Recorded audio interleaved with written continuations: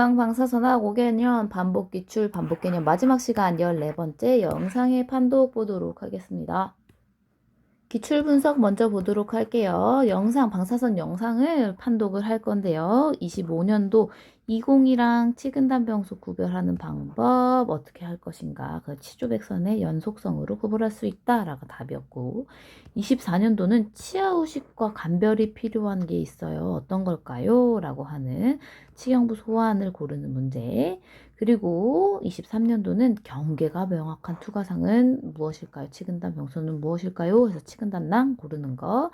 22년도는 25년도랑 비슷해요. 화학 소구치부에 병소와 구별해야 될 해부학적 구조물은 뭐죠? 하면 20 골라내는 거. 많이 나왔어요. 20. 21년도는요. 방사선 사진에서 치근면 부분에 화산 분화구 모양으로 요렇게 치아 우식이 있을 때 어떤 걸까요? 라고 고르는 정답은 치근면 우식입니다. 라고 고르는 문제가 나왔습니다. 자, 그래서 보시면 여기 치경부 소환 여기 개념 가지고 왔습니다. 방사선 사진상에서 치아 우식처럼 보이지만 치아 우식은 아니에요 라고 구별해 주셔야 되는 영상 판독이 있어요. 그 첫 번째가 치경부 소환입니다.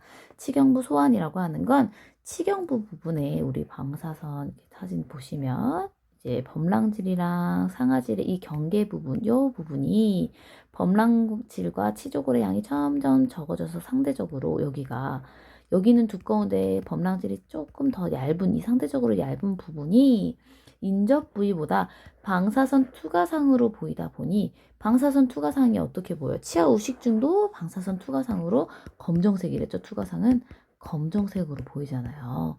그러다 보니 인접 부분보다 특별히 더 검정색으로 보이다 보니 치아 우식증처럼 보일 수 있어요. 그러나 치아 우식증은 아니다 라고 하는 거. 그래서 전치부 부분은 T 모양으로 전치부 부분을 이 부분에 약간 이렇게 띠 모양으로 방사선 투과상이 보이고 구치부 부분에는 이쪽이 약간 이렇게 삼각형 모양으로 치경부 소환이 보이게 됩니다. 그래서 어떻게 치근 우식증과 헷갈리면 여기 치근이 여기 연결돼 있고 치근이 연결돼 있으니 치근 우식증과 조금 구별을 해주세요. 얘는 우식은 아닙니다.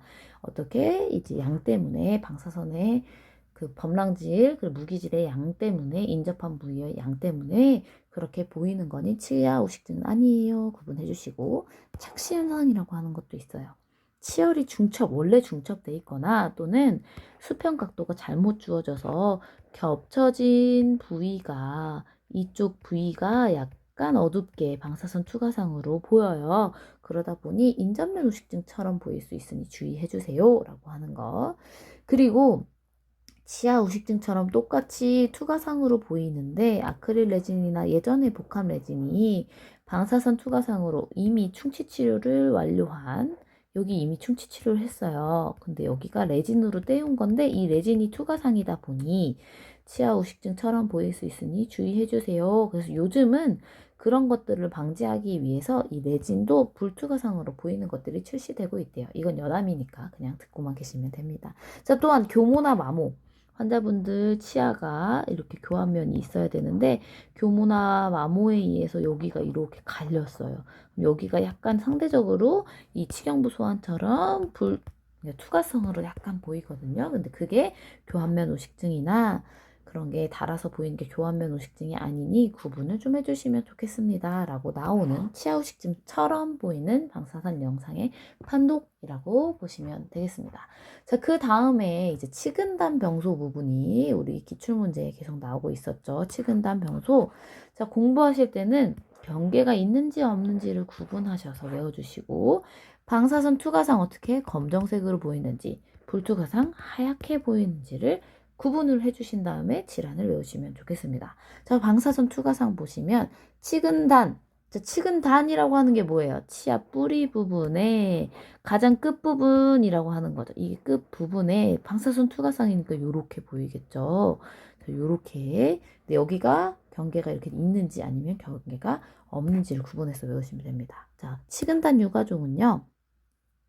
실활치 죽어있는 치아, 치근단의 국소적으로 형성되는 만성염증이고요. 방사선 영상에서는 치주인대강이 약간 넓어 보이고 그리고 시간이 지남에 따라서 치주인대강이 조금 점점 확대되면서 치근단의 원형 또는 난원형, 원형 또는 약간 이렇게 타원형처럼 계란처럼 생긴 방사선 투과상으로 나타나게 된다. 경계가 그렇게 명확하지는 않다. 치근단 낭종은 어떻게? 이게 중요하죠. 경계가 아주 명확한 요렇게 명확하게 동그랗게 잡혀 있는 게 치근단 낭. 농양은 경계가 불투명해요. 경계가 치근단 유가종과 비슷하게 경계가 뭔가 이렇게 있는 듯 없는 듯 해서 넓어지게 경계가 불투명한 원형의 투과상으로 나타나게 된다. 자, 치주농양도 방사선 투과성으로 보이는데 얘도 그렇게 경계가 명확하진 않아요. 경계가 명확한 방사선 투과상 치근단 낭은 거의 낭종이 거의 치근단 낭 또는 치근단 낭종이 유일하다라고 거의 보셔도 될 정도로 대부분은 경계가 그렇게 불분명하다. 치주 농양도 잇몸에서부터 시작해서 밑으로 내려간 낭이기 때문에 염증이 퍼진 거기 때문에 경계가 그렇게 명확하지는 않아요. 골소실. 얘는 오히려 주변 뼈가 치조골이 녹아난 것처럼 더 명확하게 보인다라고 보시면 되겠습니다. 자, 방사선 불투과상 그럼 어떻게 보여요? 하얗게 보여요. 하얗게. 점점 치밀화되었다. 그래서 뼈가 이렇게 듬성듬성 있는 게 아니라 뼈가 더 치밀하게 모여 있으니 어떻게 하얗게 보이겠죠? 뼈에 염증이 생겼을 경우.